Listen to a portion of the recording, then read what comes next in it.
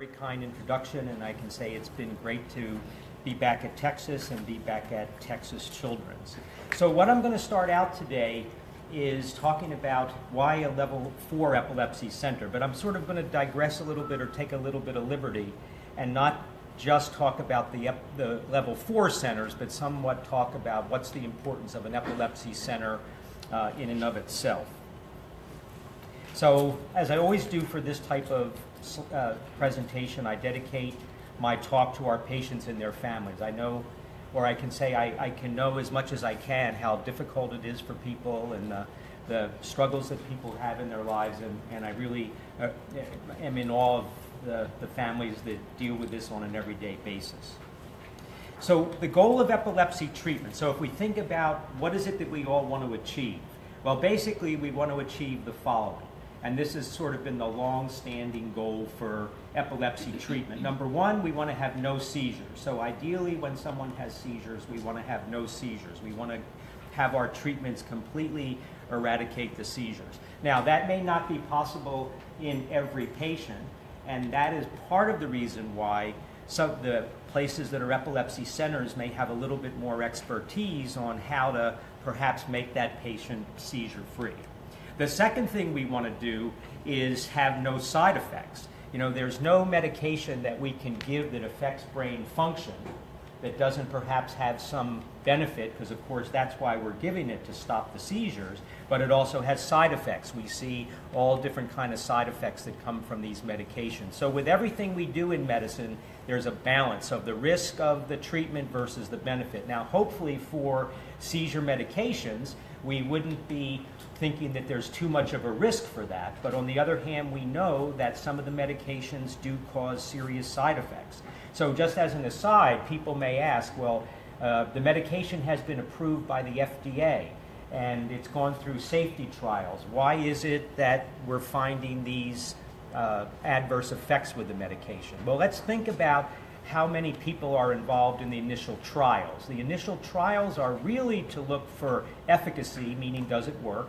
Because in order to get a new drug approved, you have to show that it works better than placebo, which means sort of like a non-psychoactive or a non-anti-epileptic pill. So you have to prove that, but also you want to see whether there are serious side effects. But the reality of it is, if you think about maybe 1,500, 1,000 people have gone through these trials, that the drugs that have the serious side effects, 1 in 40,000, 1 in 50,000, 1 in 100,000, those aren't going to come out when a drug is being tested initially. What's going to come out are what we call the nuisance side effects. Nuisance meaning, does it make you tired? Does it make you sleepy? Does it make you dizzy? Does it make you unsteady? We will find that out with the initial trials, but we're not going to find out if it's going to have a major body organ effect.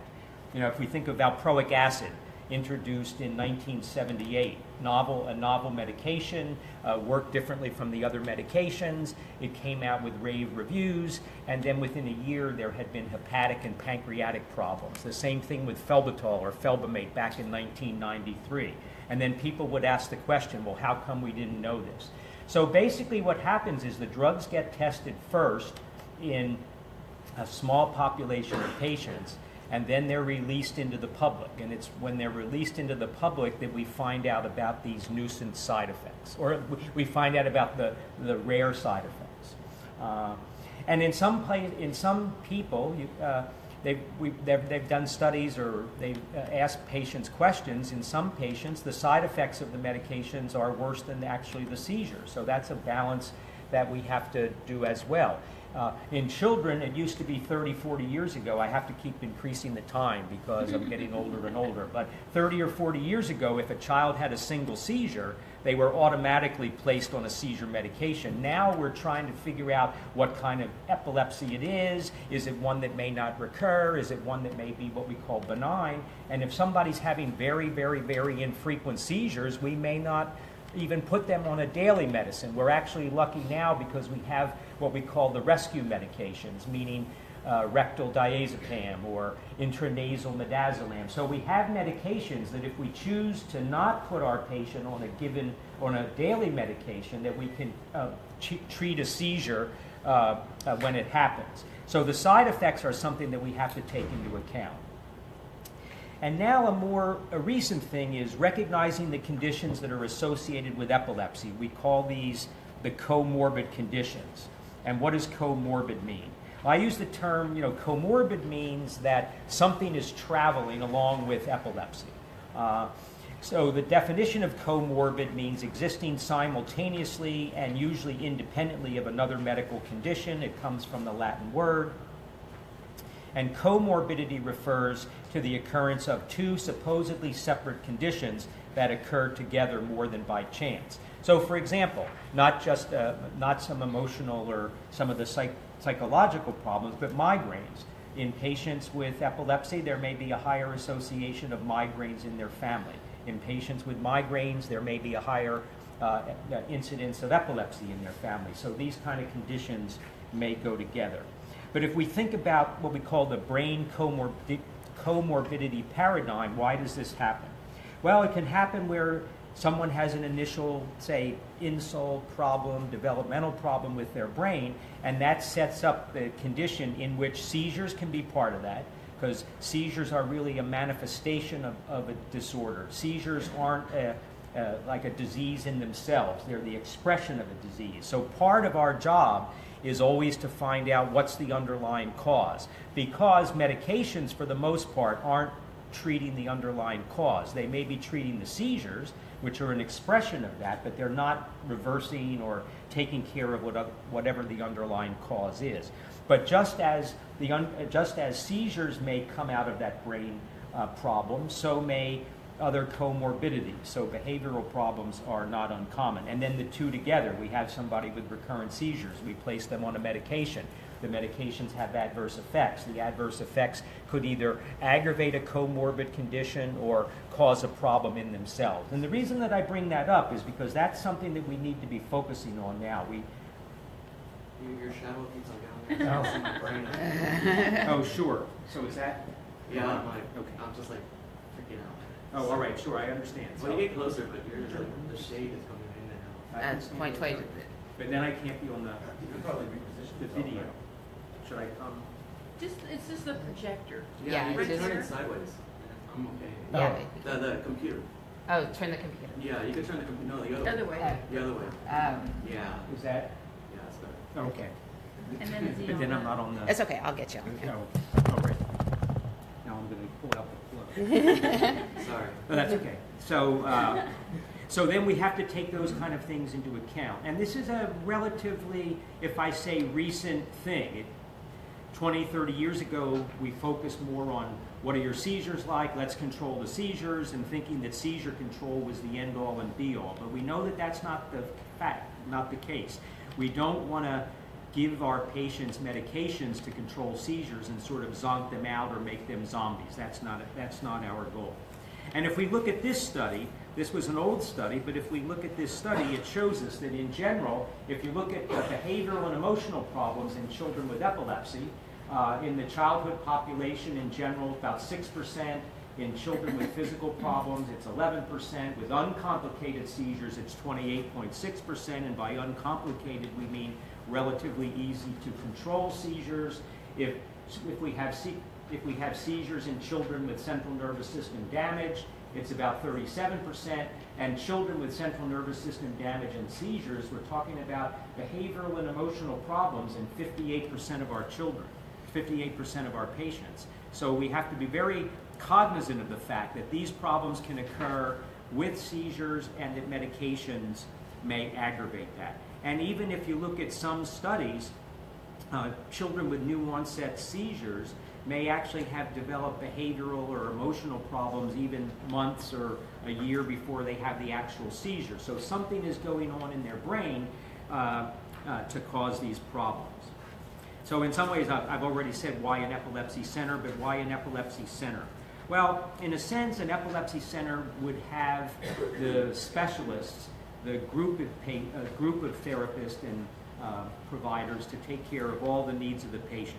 You know, in a sense, whatever we do for our patients, it has to be a group effort. I can't do all the different kind of things that need to be done for someone. We need a team of people. If we're going to deal with the emotional and behavioral problems, we could use a psychologist or a neuropsychologist, and we could use a psychiatrist. And then when we get into the diagnosis, we need EEGs, we need EEG technologists, we need the epilepsy unit. There's a whole cadre of people that go into caring for our patients.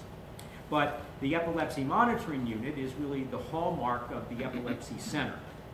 And what is the epilepsy monitoring unit? Well, EEG is very important in the diagnosis and management of people with seizures. When you first have a seizure, you come in and get what we call a routine EEG or a diagnostic EEG, and that's really to help us answer a couple of questions. One of those questions may be, are the seizures focal at onset, meaning starting in one spot, or are they generalized? The reason that this dichotomy is important is that's how a lot of medications are based, whether a seizure is focal or whether a seizure is generalized. But the regular laboratory doesn't usually capture the actual seizure. So for the most part, when we do the short EEGs, we're looking at the brain electrical activity over that short period of time, but we may not actually capture the seizure. And we'll show some examples of why capturing the seizure is important.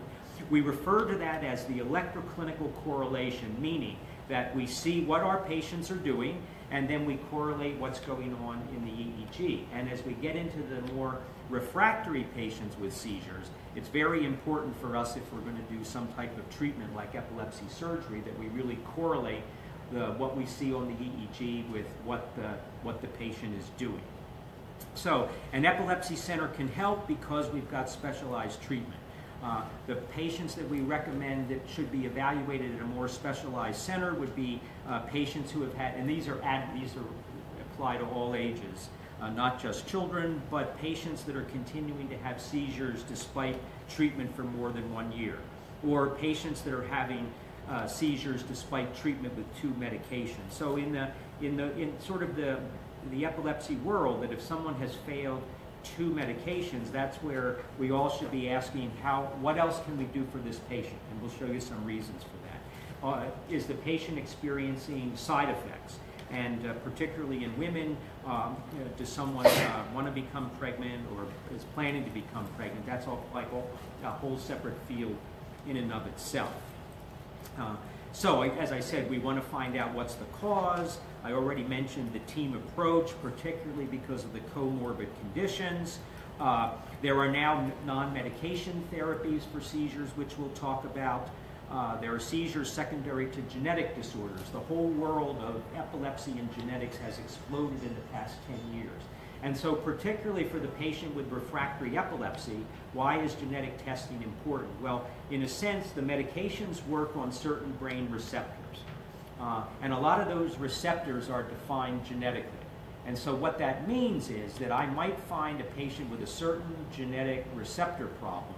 So what happens with a receptor? Well, in general, the brain cells talk to each other by either chemical or electrical currents.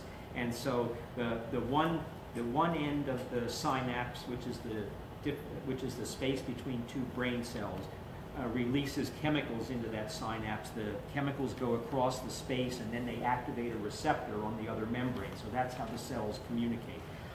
So if we know that somebody, for example, has a sodium channel problem, or they have a potassium channel problem, there are now certain medications that may be specific for that disorder. So this is a field that is, as I said, it's exploding. We're doing a lot more genetic testing on our patients, and this can be very important. We know that there are certain medications that may work best with certain type of receptor problems. We want to educate our patients about the side effects of epilepsy and seizure medications, and centers will usually have drug trials available or device trials available. And of course, for the patient that's been refractory to different therapies, having new treatments is something that's very important. So there's an association called the National Association of Epilepsy Centers, and they define 4 levels of epilepsy care, and they actually have accreditation for these centers. So level 1 care occurs at an emergency department or a primary care physician's office with an initial evaluation for epilepsy. And a level 2 center would be one in which there's consultation with a general neurologist, this consultation may occur at a specialized epilepsy center. And then there are level 3 and 4 centers which deliver more specialized epilepsy care. So then I'm going to say, once you come into the epilepsy monitoring unit, what is the purpose of the recording the EEG? I think there's about 5 reasons for what can be important. And one is the evaluation of the seizure, the differential diagnosis. Patient presents with an event. These events get called seizures, but not all events are epileptic events. So before I want to put my patient on an anti-epileptic medication, I want to be sure that what they're having is an epileptic seizure. So capturing that seizure on the EEG is quite important. And then there's the classification of the seizure and the epilepsy syndrome. And what do I mean by that? Well, the seizure is the outward manifestation of what the patient does. They can have a tonic seizure where they get stiff. They can have a staring spell seizure, or what we call an absence, where there's really cessation of activity. So that's the seizure. But then there's something called the epilepsy syndrome. The epilepsy syndrome starts with a seizure type, but then I sort of say it's the packaging that goes around it. What is the age of onset? What is the family history? What does the EEG show? What does the MRI show? And so there are different epilepsy syndromes, and those syndromes help us determine the best treatment for that patient. We also know that for some syndromes, certain meds are better than others. For example, for the childhood absence epilepsy, we would start with the medications ethosuximide or Zerontin or Depakote. We would not start with something like Tegretol or Trileptal because it aggravates that. So that's the importance of identifying the syndrome. The next is assessment of a treatment intervention. We may have used a medication on a patient, and we want to see what happens with the seizures and the EEG. There are entities called epileptic encephalopathies, which refer to dysfunction in the patient, not just from the seizures, but from the spikes on the EEG. So it could be that if you go to sleep and your EEG is 100% spikes at night, that's not good for your cognition. And so we might have made an intervention for that, and then to follow that up and see whether the patient has responded, we want to see what the EEG looks like. And then there's the evaluation for epilepsy surgery for the refractory patient. If someone has a focal seizure, focal meaning coming from one spot, and we're able to, number one, identify that spot, and number two, determine the function of that tissue, we may be able to offer that patient a focal resection that may actually ameliorate the seizures. And the last I add in is to care for all the patient's needs. And what do I mean by that? You go to the doctor, the appointment could be 20 minutes or 30 minutes long. And how do you really get through all the different kind of things that have to be done in 20 minutes? So I find that if a patient comes into the hospital and is in our monitoring unit, that the whole team has a lot more time to really devote to that patient and hopefully answer their questions and address their needs. So then what are our treatments for refractory epilepsy? Well, the first thing is medication. But what is the success with anti-epileptic drugs? Well, if we look at this is a famous study in adults, the Kwan and Brody study, and it says previously untreated epilepsy patients. So in general, 47% of adults are seizure-free with the first medication. Now, children, we think the numbers are actually a little bit higher, perhaps maybe close to 65 or 70% with the first medication. But if you fail the first medication, what's the chance of being seizure-free with the second drug? And that kind of goes down to 13%. And then if you fail the second drug, what's the chance of being seizure-free? And in this study, it goes down to 4%. So basically, the more medications you fail, the less likely it is that the next medication will make you seizure-free. And since our goal is really seizure freedom, we really have to look at this and determine then what else can we do for that patient. Yes. Tom Ellie. When you said 47% seizure-free with the first drug, does that assume that the drug that was given just happened to be the right drug, or is there several different right drugs? Well, there's not, in a sense, like I said, we think of focal seizures and generalized seizures, and there's not just one drug in each one of those groups. There's multiple ones.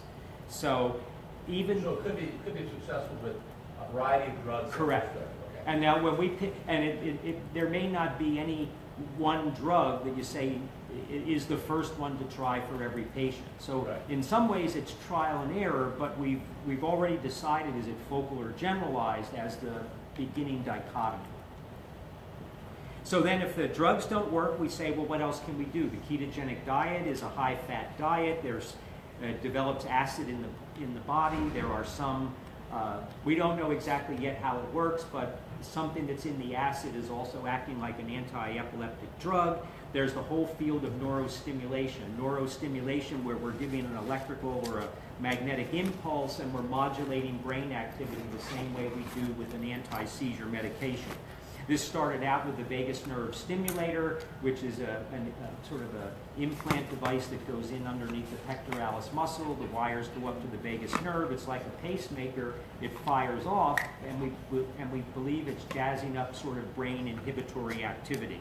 There's the reactive neurostimulator, which is invasive, but if we can't resect something because it's in what we call eloquent cortex, then we can put a reactive neurostimulator in, and it actually has like a computer device on it that can identify seizures, and it stimulates electrically at the time, and it can suppress a seizure.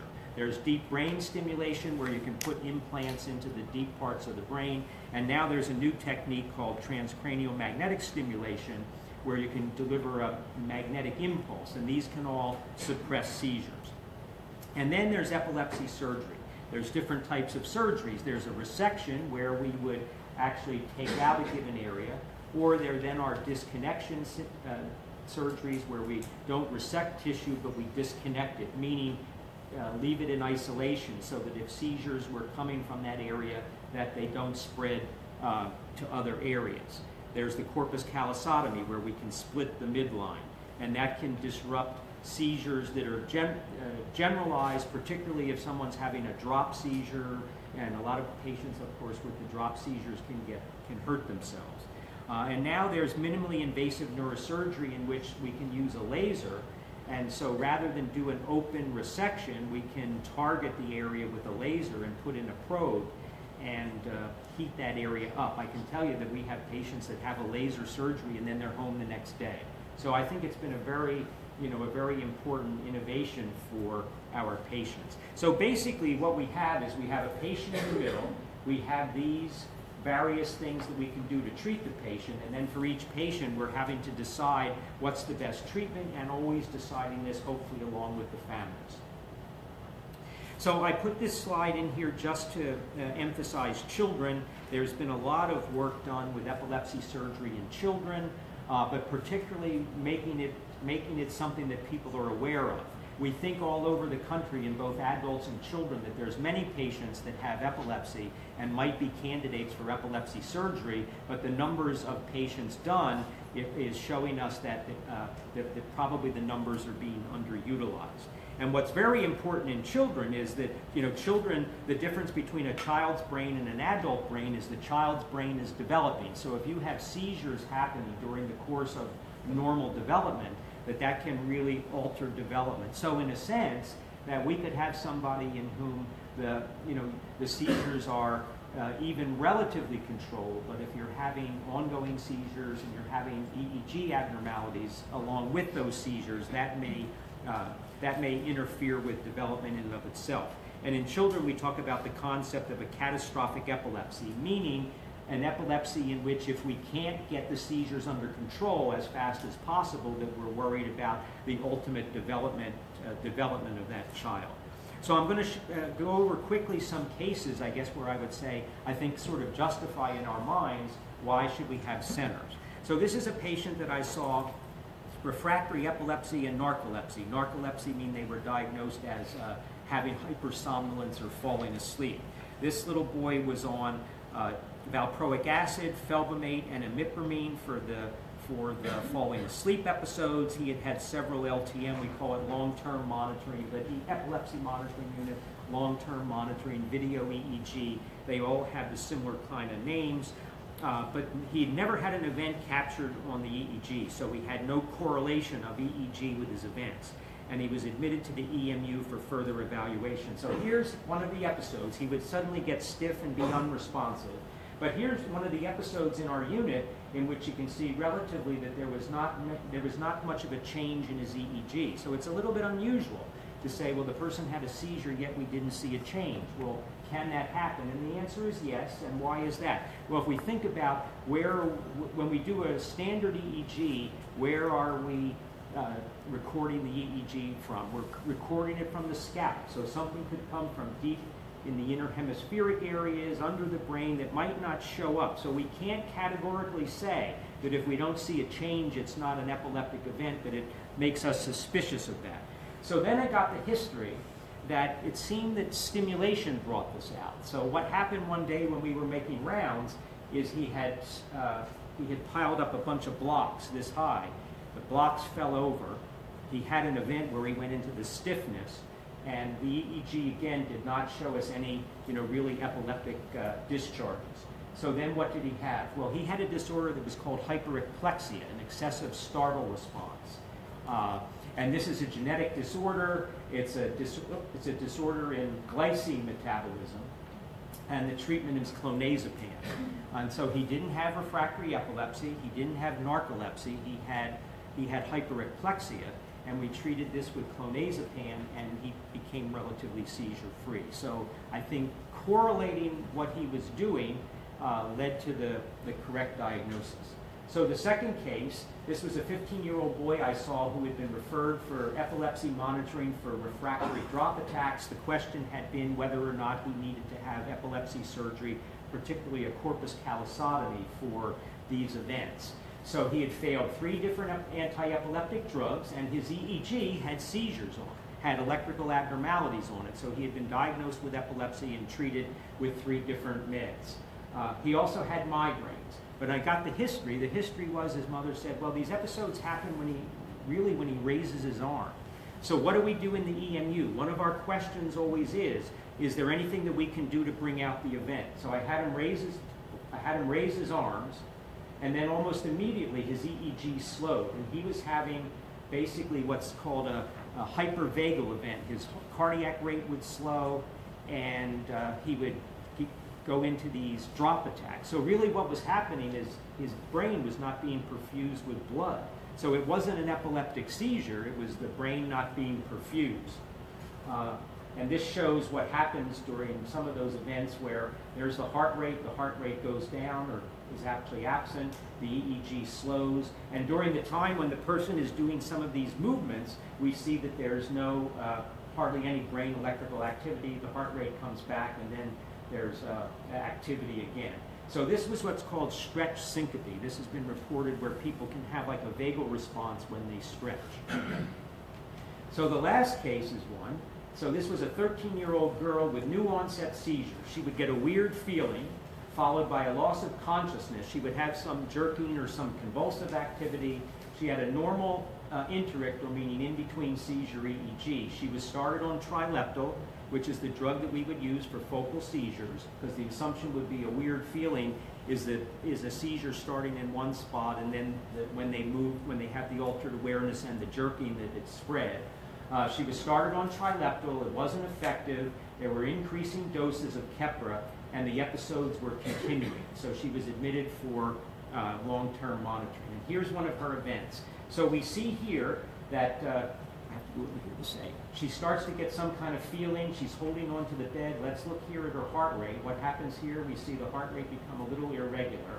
As we go on, the feelings are continuing. She's having some motor movements, but actually then her heart rate is very irregular, and then she goes into this almost sine wave pattern, and this is ventricular tachycardia. So she was having, a cardiac ventricular tachycardia that was causing her symptoms. So then she's having left hand movements, and here we see the EEG with her with clearly V-tach, with slowing in the EEG, but no epileptic activity. She begins to stretch her legs. She's having some jerking, so this would be the kind of thing where people would look at it and say it's a seizure, but it's a seizure from the brain not getting oxygen, but it's not an epileptic seizure. And then she continues with the V-tach. Her heart rate comes back, and you see the EEG more normalized. So we proved in her that rather than having epilepsy, this girl had a serious life-threatening cardiac arrhythmia. So what did we do first? Well, we sent her to cardiology like as soon as possible. But I guess why did I focus on these cases? Well, I focused on these cases because when we see our patients with seizures, you know, we don't want to, when we see a patient that presents with seizures, especially if they're hard to control, there are several questions we have to ask. And one of those questions is, where if we've treated somebody for epilepsy and they're not responding, where we write about our diagnosis. Because of course, if something's not working, you want to ask yourself, did you have the right diagnosis? So for epilepsy, the one question would be, does the child truly have epilepsy?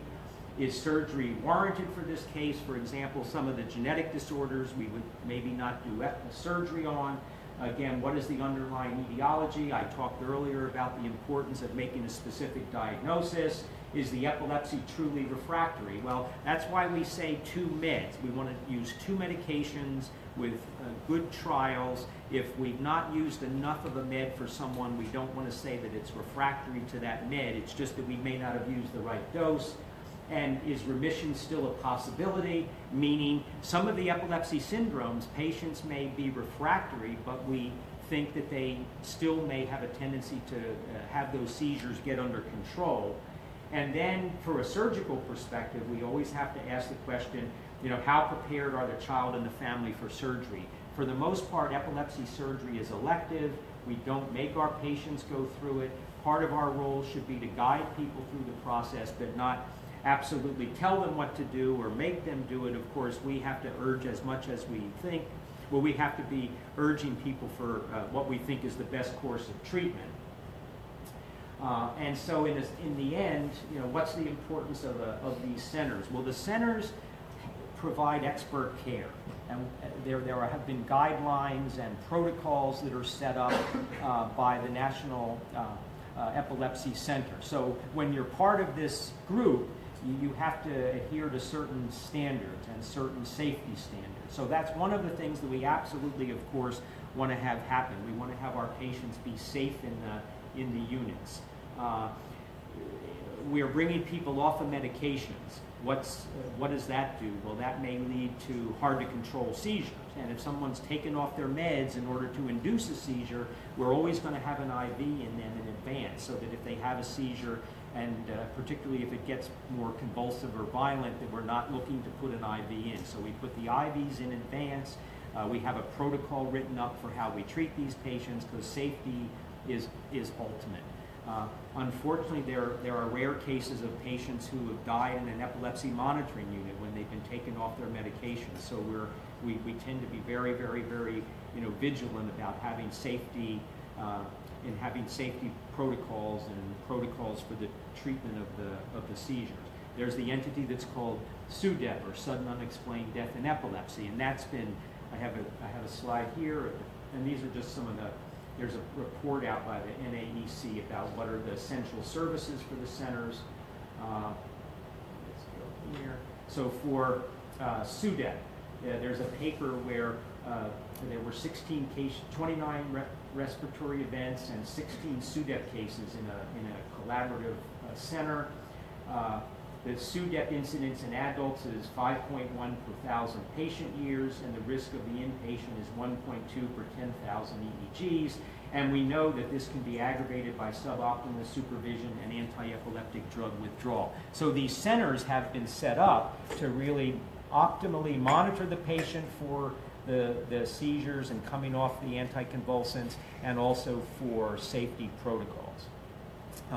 The other speakers are going to talk about the specifics of a level 4 center, but the level 4 center would be one in which sort of the highest up, and that would be the one where the specialized procedures that would be done for epilepsy surgery are carried out. I mentioned before identifying the focus, meaning what part of the brain is involved with the seizure, but then identifying the function of that focus. There's something that we call eloquent cortex.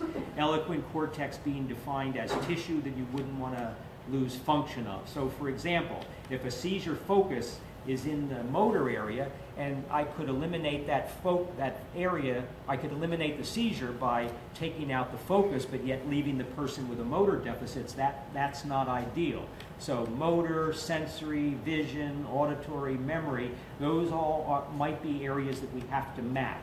Mapping requires sometimes more invasive and non-invasive procedures, and I believe that that's what some of the other speakers will talk about today. And I want to thank you all for the opportunity for me to speak here, and I want to thank you all for what you do for our patients. Thank you very much.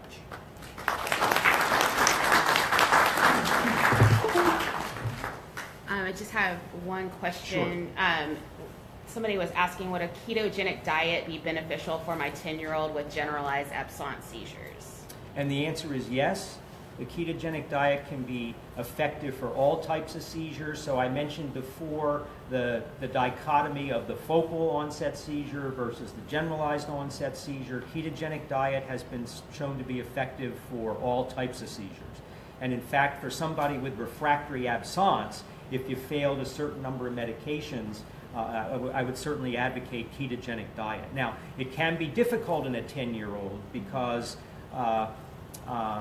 it's not the most palatable diet in the world, but there are now some what are called modifications of it. There's a modified Atkins diet, and there's what's called a low glycemic index diet. So those are diets where people can eat more normal foods and generate the ketones. Okay. About the level of the sodium or the potassium in the blood, we're talking about channels in the brain that work through sodium or potassium. So it's sort of different. Okay. Genetic testing. It would be here. Yes, where you would do a gene test, and that would show you, like the sodium channel gene is SCNA1, and we would find a variant or a mutation in that gene. But that doesn't mean you've got a low sodium in your blood. We'd be able to. Okay, and one last question. It says, my wife has never had seizures. Now at 65, she started having seizures in her sleep. The last 2 years, there have been 5 seizures. Her breathing at night seems to change, long gaps of not breathing, and then catches her breath. Legs move a lot, like restless legs. So you have a question about that?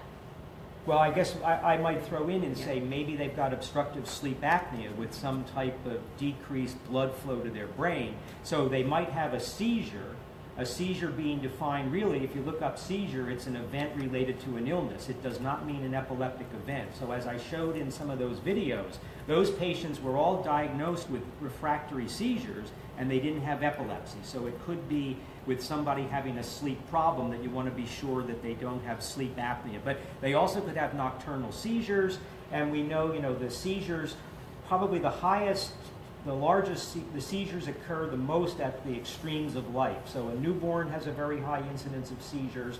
We see it go down over time, but then as people get older, the incidence goes up, and that's probably from acquired brain disease. So we would worry about tumors and strokes and all sorts of different acquired disorders. All right. Thank you so much. All right, thank you very much. All right.